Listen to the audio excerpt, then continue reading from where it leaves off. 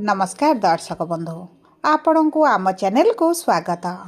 पवित्र मकर संक्रांतिर हार्दिक अभिनंदन एवं शुभेच्छा जणाई आजिर कार्यक्रमटी को आग को बढ़ाइबा एवं जानिबा मकर संक्रांति दिन सूर्यंकर मकर राशि को चलन एवं सेठारे उत्तरायण हेबा समस्त मीन राशि व्यक्ति को कि प्रकार फल प्रदान करिवे। देखंतु दर्शक बंधु आजिर भिडियोटी आपण मानक पई बहुत अधिक गुरुत्वपूर्ण रहिछि कारण सूर्य शनि राशि रे एही मकर संक्रांति रे प्रवेश करिवे एवं सूर्य शनि मध्यरे शत्रुता आचरण रहिछि। सेतिपई एही संक्रांति परठारु बहुत बड़ बड़ परिवर्तन आसिबो आपणक जीवन रे। किंतु समस्त मीन राशि व्यक्ति मानकु एका प्रकारर प्रभाव पड़िबो नाही। किछि मीन राशि व्यक्तिंकर भाग्य चमकी पारे एवं किछि मीन राशि व्यक्तिंकर भाग्य दुर्भाग्य रे मध्य बदली पारे। यह आपणकर नक्षत्र उपरे निर्भर करुछि कि आपणकर केउ नक्षत्र। देखंतु मीन राशि तीनोटी नक्षत्र रही थाए। पूर्व भाद्रपद मीन राशि बा 25/12 मीन राशि, उत्तर भाद्रपद मीन राशि बा 26/12 मीन राशि एवं रेवती मीन बा 27/12 मीन राशि एवं एही तीनोटी नक्षत्र रे अलग अलग प्रभाव रहिबो एही मकर संक्रांति परठारु कारण आपण मानकर नक्षत्राधिपति अलग अलग होइथांती।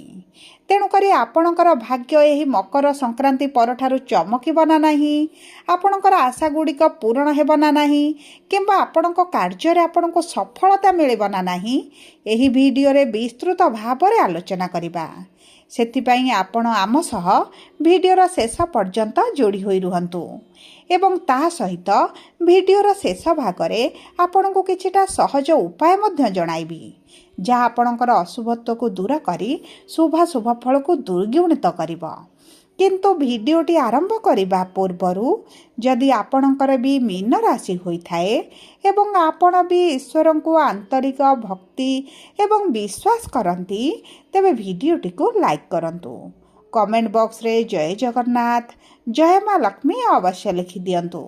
ताहा सहित आम सह जोगाजोग करिबा पई वीडियोर मध्य भागरे एक व्हाट्सएप नंबर टिए दिया जाइछि जो नंबर साहाय्य आपण आम सह जोगाजोग करी निजर नूतन कुंडली प्रस्तुत करि परिबे, कुंडली विश्लेषण कराई परिबे किंबा आपणकर चाकरी, विवाह, व्यवसाय, प्रेम संपर्क, शिक्षा, स्वास्थ्य को नहीं किछि समस्या रहिछि ताहार सहजरे एवं स्वल्प मूल्य रे समाधान करि परिबे।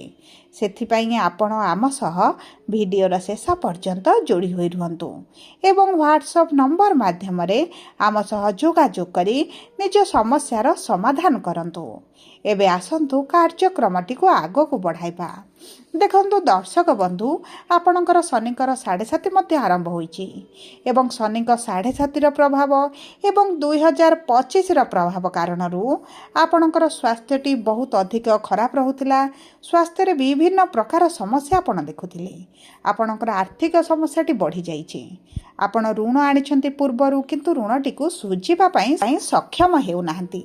ऋणर भारटी आपणक ऊपर बढ़ी चलुछि एवं आपणक परिवार रे मध्य देखिबे खुशीर वातावरण रहिनी एवं बहुत गुड़िए विद्यार्थी माने मध्य शिक्षा क्षेत्र रे समस्या देखुचंती, चाकरी पई परीक्षा दे मध्य विफलता देखुचंती एवं ता सहित बहुत गुड़िए मीन राशि व्यक्ति मानकर पूर्वर चाकरी चली जाइछि किंबा वर्तमान समय चाकरी रे समस्या रहिछि, चाकरी रे अस्थिरता मध्य रहिछि।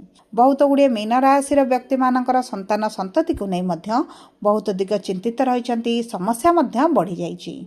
तेबे एही सब समस्या गुड़िक आपणकर एही मकर संक्रांति परठारु दूर हेबाकु जाउछि।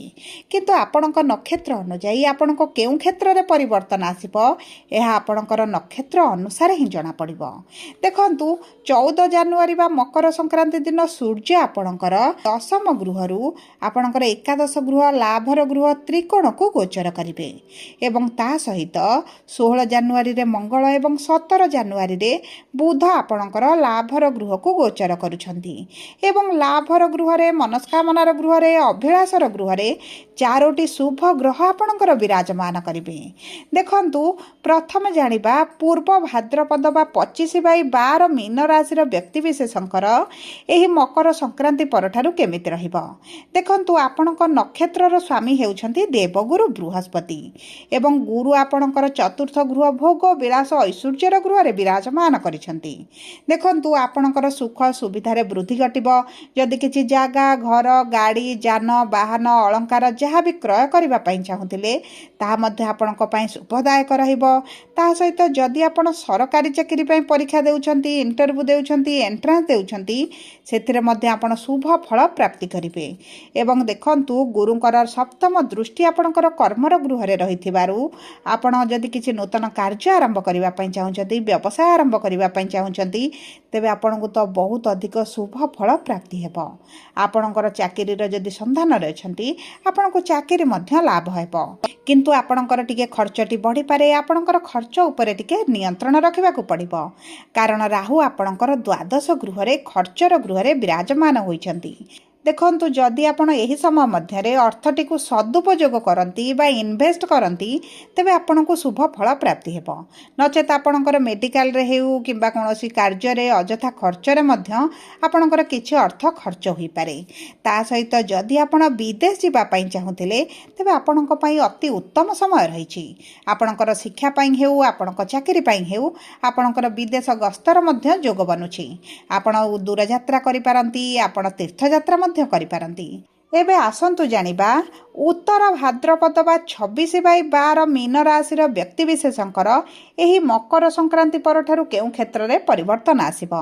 ଦେଖନ୍ତୁ, ଆପଣଙ୍କର ନକ୍ଷତ୍ରର ସ୍ୱାମୀ ହେଉଛନ୍ତି ଶନି ଏବଂ ଶନି ଆପଣଙ୍କ ଚନ୍ଦ୍ରମାଙ୍କ ଉପରେ ଅଛନ୍ତି। ଶନିଙ୍କର 7.5 ଚାଲିଛି, ତେଣୁକରି ଆପଣଙ୍କୁ ମଧ୍ୟମ ଶୁଭ ଫଳ ପ୍ରାପ୍ତି ହେବ। ଦେଖନ୍ତୁ, ଆପଣଙ୍କ ବୈବାହିକ ସମ୍ପର୍କରେ, ଆପଣଙ୍କର ପାର୍ଟନରସିପ୍ ବ୍ୟବସାୟରେ କିଛି ନା କିଛି ସମସ୍ୟା ଆପଣ ଦେଖିବେ। ବୈବାହିକ ସମ୍ପର୍କରେ ମନମାଳିନ ମତଭେଦ ଦେଖାଦେଇପାରେ କିମ୍ବା ତା ସହିତ ଯଦି ଆପଣଙ୍କର ପାର୍ଟନରସିପ୍ରେ କିଛି ବ୍ୟବସାୟ କରୁଛନ୍ତି, ଆପଣଙ୍କର ଟିକେ ଲସ୍ ହେଲା ଭଳି ସମସ୍ୟା ଆସିପାରେ। ପାର୍ଟନରଙ୍କ ସହିତ ମତଭେଦ ମନାନ୍ତର ମଧ୍ୟ ଦେଖାଦେଇପାରେ। କିନ୍ତୁ ଆପଣଙ୍କର ରାଶିର ସ୍ୱାମୀ ଯେହେତୁ କେନ୍ଦ୍ରରେ ଅଛନ୍ତି ଏବଂ ସୂର୍ଯ୍ୟ ଯେହେତୁ ଏକାଦଶ ଗୃହରେ ରହିବେ ଏବଂ ଶୁକ୍ରଙ୍କ ସହିତ ଶୁକ୍ରାଦିତ୍ୟ ଯୋଗ ବନାଇବେ, ଆପଣଙ୍କର ଚାକିରି କ୍ଷେତ୍ରରେ ଆପଣଙ୍କୁ ସଫଳତା ପ୍ରାପ୍ତି ହେବ। ଆପଣଙ୍କର ପ୍ରମୋସନ୍ ହୋଇପାରେ କିମ୍ବା ଆପଣ ଟ୍ରାନ୍ସଫର ହୋଇପାରେ କିମ୍ବା ଦେଖନ୍ତୁ, ଆପଣଙ୍କୁ ଚାକିରି ମଧ୍ୟ ପ୍ରାପ୍ତି ହୋଇପାରେ। ହେଇପାରେ ଆପଣଙ୍କ ମନପସନ୍ଦର ଚାକିରି ଆପଣଙ୍କୁ ନ ମିଳିପାରେ, କିନ୍ତୁ ଆପଣଙ୍କର ଚାକିରି ସନ୍ଧାନରେ ଯଦି ଅଛନ୍ତି, ନିଶ୍ଚିତ ଭାବରେ ଚାକିରି ପ୍ରାପ୍ତି ହୋଇଯିବ। ଏବଂ ଯଦି ଆପଣ କିଛି ପରୀକ୍ଷା ଦେବାକୁ ଚାହୁଁଛନ୍ତି, ଇଣ୍ଟରଭ୍ୟୁ ଏଣ୍ଟ୍ରାନ୍ସ ଦେବା ପାଇଁ ଚାହୁଁଛନ୍ତି, ତେବେ ମଧ୍ୟ ଆପଣଙ୍କୁ ସେଥିରେ ଶୁଭ ଫଳ ପ୍ରାପ୍ତି ହେବ। କିନ୍ତୁ ସରକାରୀ ଚାକିରି ପାଇଁ ଯଦି ଚେଷ୍ଟା କରୁଛନ୍ତି, ଏହି ସମୟଟି ଆପଣଙ୍କ ପାଇଁ ଏତେ ଅଧିକ ଶୁଭଦାୟକ ରହିବ ନାହିଁ। ଏବେ ଆସନ୍ତୁ ଜାଣିବା, ରେବତୀ ମୀନ ବା 27/12 ମୀନ ରାଶିର ବ୍ୟକ୍ତିବିଶେଷଙ୍କର ଏହି ମକର ସଂକ୍ରାନ୍ତି ପରଠାରୁ କେମିତି ରହିବ। ଦେଖନ୍ତୁ, ଆପଣଙ୍କର ନକ୍ଷତ୍ରର ସ୍ୱାମୀ ହେଉଛନ୍ତି ବୁଧ ଏବଂ ବୁଧ ଆପଣଙ୍କର 10ମ ଗୃହରେ କେନ୍ଦ୍ରରେ ବିରାଜମାନ କରିଛନ୍ତି ଏବଂ 17 ଜାନୁଆରୀରେ ବୁଧ ଆପଣଙ୍କର ଏକାଦଶ ଗୃହକୁ ଗୋଚର କରିବେ ଏବଂ ବୁଧ ଆପଣଙ୍କର ଏକାଦଶ ଗୃହରେ ମିତ୍ରର ଗୃହରେ ବିରାଜମାନ କରିବେ। ଦେଖନ୍ତୁ, ଆପଣମାନଙ୍କ ପାଇଁ ଏହି ସଂକ୍ରାନ୍ତି ପରଠାରୁ ଅତି ଉତ୍ତମ ସମୟ ରହିଛି। ଯଦି ଆପଣ ନୂତନ ଭାବରେ କିଛି କାର୍ଯ୍ୟ ଆରମ୍ଭ କରିବା ପାଇଁ ଚାହୁଁଛନ୍ତି, ବିଶେଷ ଭାବରେ ବ୍ୟବସାୟ ଆରମ୍ଭ କରିବା ପାଇଁ ଚାହୁଁଛନ୍ତି, ତେବେ ଆପଣଙ୍କ ପାଇଁ ବହୁତ ଅଧିକ ଶୁଭଦାୟକ ରହିବ। ଆପଣ ଯଦି ନୂତନ ଗୃହ ପ୍ରବେଶ କରିବା ପାଇଁ ଚାହୁଁଛନ୍ତି, ନୂତନ ଜାଗା କ୍ରୟ କରିବା ପାଇଁ ଚାହୁଁଛନ୍ତି, ତେବେ ମଧ୍ୟ ଆପଣଙ୍କ ପାଇଁ ସୁଖଦ ସମୟ ରହିବ। ଆପଣଙ୍କ ମାତାଙ୍କ ସ୍ୱାସ୍ଥ୍ୟରେ ବଡ଼ ପରିବର୍ତ୍ତନ ଆସିବ। ଆପଣଙ୍କ ମାତାଙ୍କ ସହିତ ଯଦି ଆପଣଙ୍କର କିଛି ସମସ୍ୟା ଚାଲିଥିଲା, ତାହା ମଧ୍ୟ ଦୂର ହୋଇଯିବ। କିନ୍ତୁ ଶନି ଯେହେତୁ ପ୍ରଥମ ଗୃହରେ ଅଛନ୍ତି, ଆପଣଙ୍କର ସ୍ୱାସ୍ଥ୍ୟକୁ ଟିକେ ଜଗିବାକୁ ପଡ଼ିବ। ଆପଣଙ୍କର ମୁଣ୍ଡ ବ୍ୟଥା, ଗଳାରେ ଦରଜ ବା କିଛିଟା ଥଣ୍ଡା ଜାତୀୟ ସମସ୍ୟା ଦେଖାଦେଇପାରେ କିମ୍ବା ଆପଣଙ୍କର ସ୍କିନ୍ ରିଲେଟେଡ୍ ସମସ୍ୟା ମଧ୍ୟ ଦେଖାଦେଇପାରେ। ସେଥିପ୍ରତି ଆପଣଙ୍କୁ ଟିକେ ଦୃଷ୍ଟି ଦେବାକୁ ପଡ଼ିବ। ସବୁ ପରେ ଦେଖନ୍ତୁ, ଅଶୁଭତ୍ୱକୁ ଦୂର କରି ଶୁଭାଶୁଭ ଫଳକୁ ବୃଦ୍ଧି କରିବା ପାଇଁ ଆପଣ ପ୍ରତିଦିନ ସୂର୍ଯ୍ୟଙ୍କୁ ଜଳ ଅର୍ପଣ କରନ୍ତୁ ଏବଂ ସୂର୍ଯ୍ୟଙ୍କର ହୃଦୟ ଆଦିତ୍ୟ ସ୍ରୋତ ମଧ୍ୟ ପାଠ କରନ୍ତୁ। ହଳଦୀ ରଙ୍ଗର ରୁମାଲଟେ ଆପଣ ପାଖରେ ସର୍ବଦା ରଖନ୍ତୁ।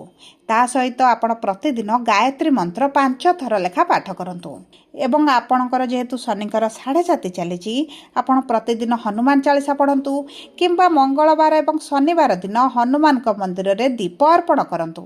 ଏହା ଆପଣଙ୍କ ପାଇଁ ଶୁଭଦାୟକ ରହିବ। ଯଦି ଆପଣଙ୍କର ମୀନ ରାଶି ହୋଇଥାଏ, ଭିଡ଼ିଓଟି କିଭଳି ଲାଗିଲା କମେଣ୍ଟ ବକ୍ସରେ ଲେଖି ଜଣାନ୍ତୁ। ଯଦି ଆପଣଙ୍କ ପ୍ରିୟଜନଙ୍କର ମୀନ ରାଶି ହୋଇଥାଏ, ଭିଡ଼ିଓଟି ତାଙ୍କ ସହ ସେୟାର କରନ୍ତୁ। ଯଦି ପ୍ରଥମ ଥର ଆମ ଚ୍ୟାନେଲକୁ ଆସିଛନ୍ତି, ତେବେ ଚ୍ୟାନେଲଟିକୁ ସବସ୍କ୍ରାଇବ୍ କରନ୍ତୁ। ପାଖରେ ଥିବା ବେଲ୍ ଆଇକନକୁ ପ୍ରେସ୍ କରନ୍ତୁ। ଧନ୍ୟବାଦ।